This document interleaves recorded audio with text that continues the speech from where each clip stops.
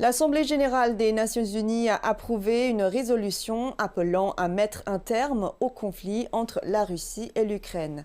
Elle appelle en outre la Russie à retirer ses forces d'Ukraine.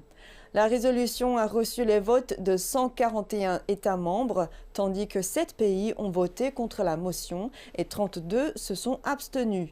La Chine a proposé à l'Assemblée générale que la communauté internationale assiste dans la facilitation des négociations de paix.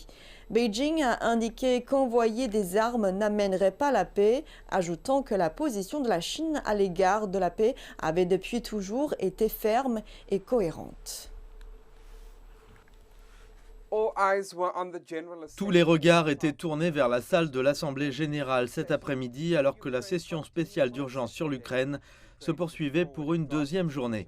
L'Ukraine a présenté le projet de résolution soulignant la nécessité de parvenir dès que possible à une paix globale juste et durable, conformément à la Charte des Nations unies. Lors du vote, qui n'est pas juridiquement contraignant mais qui a un poids moral et une pression politique, 141 pays ont voté en faveur de la résolution, 32 se sont abstenus et 7 ont voté contre. Nous sommes satisfaits du résultat et le résultat est clair. Peu importe ce que la Russie essaie de faire et comment elle tente de saper l'ordre international et la coalition de soutien à l'intégrité territoriale de l'Ukraine, elle échoue à chaque fois.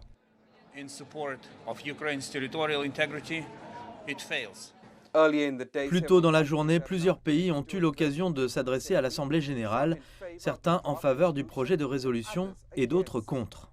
Devant notre Assemblée, je souhaite exprimer la détermination absolue de la France et soutenir l'Ukraine pour qu'elle puisse non seulement résister, exercer son droit à la légitime défense, droit reconnu par notre charte commune, mais aussi pour qu'elle puisse faire respecter sa souveraineté et son intégrité territoriale.